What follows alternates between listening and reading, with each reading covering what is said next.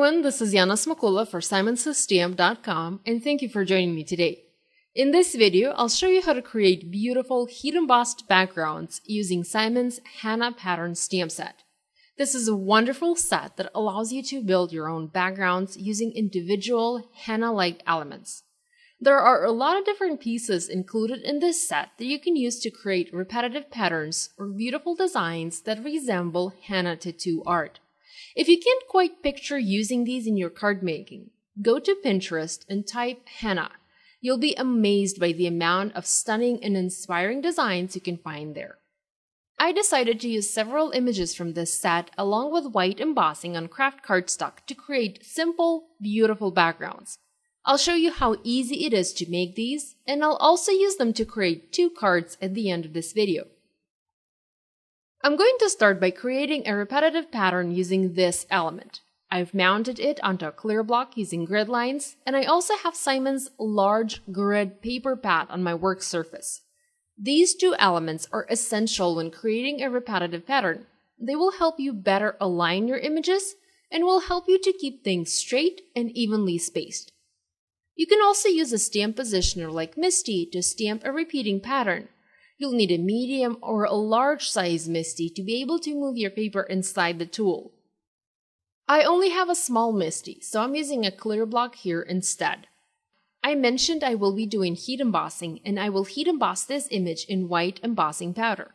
I've prepped my paper with an anti-static powder tool to eliminate any grease or static and keep embossing nice and clean. I've also taped the paper down to the grid pad so it won't move when I do my stamping. I'm using Simon's embossing ink, and I'm going to start somewhat in the center of my panel, and this, by the way, is cut to 4 1/4 by 5 1/2 inches, and I'm going to stamp my first image.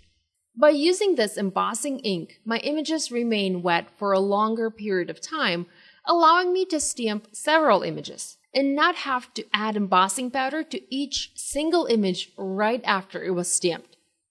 I'm not going to do the entire background, but I will stamp a good amount of images before I go to add embossing powder. If you've stamped lots of the images and by the time you go to add embossing powder it doesn't stick to those that you stamped first, your embossing ink pad might be a little dry and it might need a refill. So I'm using grid lines on both the clear block and the grid pad behind my paper to align my image and have it evenly spaced. I stamped the first row, I started in the middle, next stamped the image to the left and then to the right. Next I moved down and completed the second row of images. After that was done, I decided I needed to stamp this design in between the 2 rows to make my background fuller. I'm going to remove my paper, add white embossing powder, and this is white embossing powder from Hero Arts, and we'll go ahead and heat set this powder. You can choose to not heat set it at this point and keep on stamping the design onto the background until you have the entire background filled, but I didn't want to risk sticking my finger into the non-heat set embossing powder, so I went ahead and melted it. Next, I repeated the process. I taped my paper onto the grid pad one more time, and this time I taped it on the sides. I used my anti-static powder tool again and kept on stamping the design using grid lines on both clear block and grid pad as a guide. Here's a look at the completed heat embossed pattern. It looks very beautiful, and even though not everything was perfectly spaced, it is still stunning, I think.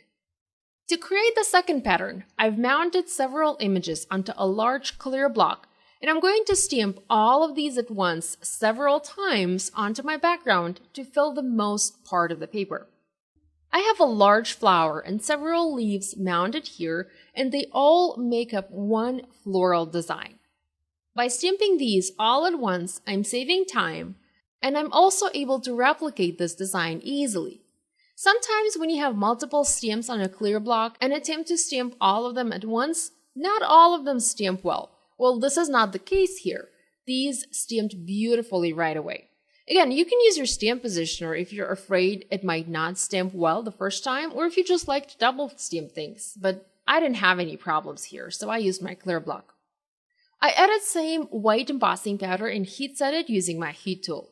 Now here's a quick look at another repeating pattern I created using a single stamp from this Henna pattern stamp set. I think it is very beautiful and looks like lace on skin. Very elegant. So I created only 3 patterns here, but there are lots more possibilities and a ton of other designs you can make using these stamps. I used 2 of the patterns to create simple encouragement cards. For my sentiment, I went with "You Are Enough," and I combined a die-cut U from the You Matter set by Laura Basson and Are Enough from the Stripe Greeting stamp set. I die-cut U out of gold glitter paper and also white shimmer cardstock. I needed the layer of white to add a little drop shadow and help the die-cut stand on my background. I also die-cut U out of this foam adhesive sheet from Scrapbook Adhesives, just so that I could add dimension to my sentiment. I adhered the white shimmer die-cut directly onto the foam one and then offset the gold one on top. The "You Are Enough" part was heat embossed using Simon's antique gold embossing powder onto a strip of white cardstock. I used a white gel pen and added some white detail to my background. I filled in some of the circles and also added a few extra dots here and there. Now finally, I added some sequins, gold sequins, and adhered those around a sentiment for a little pop of gold. It was very easy to stamp these backgrounds using Simon's Henna Patterns stamp set, and I encourage you to give it a try and stamp a few patterns of your own. You can find the list of supplies I used for this project down below. Be sure to give this video a thumbs up and to subscribe to this channel if you haven't yet done so. And check out Simon Says Stamp for more creative inspiration. Thanks so much for joining me today. I'll see you next time. Bye!